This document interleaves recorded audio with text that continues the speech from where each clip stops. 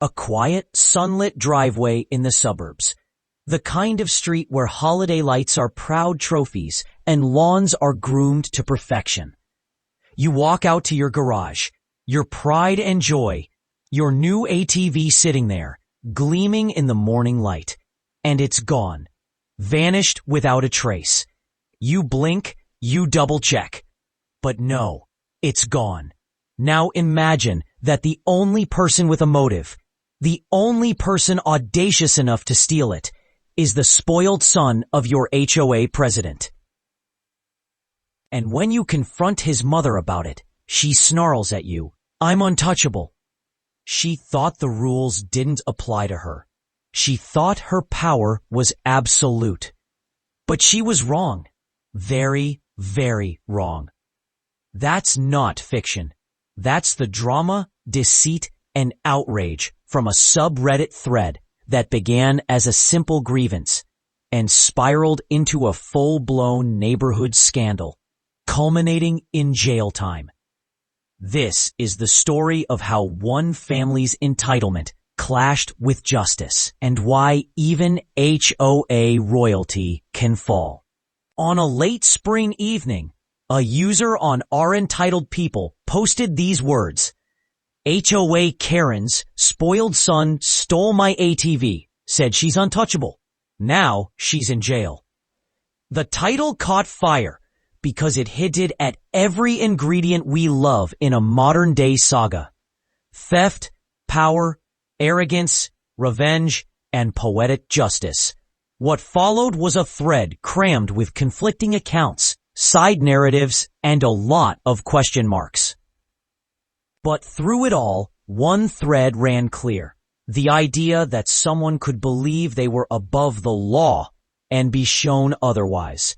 Let's rewind a bit, because to understand how we ended up in a jail cell, we have to understand the psychology of entitlement and the mechanisms of power within homeowner associations, HOAs. HOAs are, in theory, guardians of community standards, driveway widths, fence heights, landscaping rules.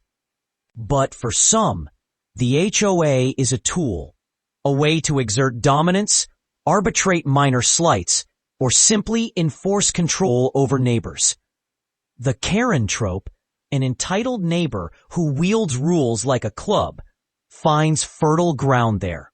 Now layer on a child raised in privilege, who's been told all his life that rules bend for him.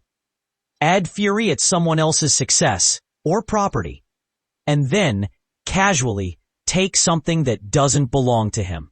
That's where story begins. Here's what we know, or believe we know. The victim lived in an HOA-governed community. They owned a small off-road ATV, probably used for yard work, rural paths, or weekend fun. One day, it disappeared. Suspicion naturally fell on the neighboring house, the home of the HOA president and her son, who had been documented making inappropriate demands, lounging with entitlement, and insisting on special treatment. Confrontations followed: emails, texts, heated phone calls. The mother, emboldened by her reputation and influence in the community, dismissed the accusations. "You can't touch me," she allegedly told the victim. But rumors began to swirl that she used her HOA status to intimidate neighbors, file bogus violations, and cover for her son's misdeeds. The break in the case came unexpectedly. A security camera, perhaps a backyard motion sensor, or a trail cam on a nearby property, captured images of a figure moving through the victim's yard late at night. The suspect, a teenager with a slim build, a vehicle matching the stolen ATV in silhouette, be wheeled or carried through a gap. From that footage, investigators triangulated paths. Witnesses emerged, shaky and reluctant. A landscaper claimed he saw the boy near the victim's shed. A neighbor's Ring doorbell caught a truck leaving the block at an odd hour. Piece by piece, the pattern emerged. Someone had plotted this, then came the moment of confrontation. Armed with evidence, the victim marched to the HOA office and demanded accountability. They filed a police report. In response, the mother launched a smear campaign, accusing the victim of exaggeration, threatening lawsuits, trying to rally support from the HOA board. Old friends and neighbors were pressured to side with her. The victim's story was framed as petty jealousy, envy, or targeting of a community leader, but the police followed the trail. They subpoenaed phone records, they got cell tower pings, they matched the son's alibi, and found it weak. Under mounting pressure, and with the evidence still stacking, the mother's invincibility began to crack. In the final act, law enforcement executed a raid or an arrest warrant. The mother was taken into custody, not for theft, she claimed ignorance or detachment, but for obstruction, tampering with evidence, and in some versions, aiding her son's criminal acts. She went from claiming that she was untouchable to answering to charges in a courtroom. When the local news picked up the story, the community was stunned. The same person who once ruled HOA meetings now had defendant stamped beside her name. Public perception shifted rapidly. Supporters turned critical, and the victim was lauded for persistence and courage. What makes this case so compelling isn't simply the theft. It's the collision of power dynamics. Privilege versus the powerless. Authority versus accountability. Community leadership versus vigilant citizenship. The long Reddit thread afterward dissected the twists. Did the mother destroy or hide evidence? Did she conspire with board members to muddy the narrative? Were there cover-ups? Did the son truly act alone? Or was this a pattern of entitlement left unchecked?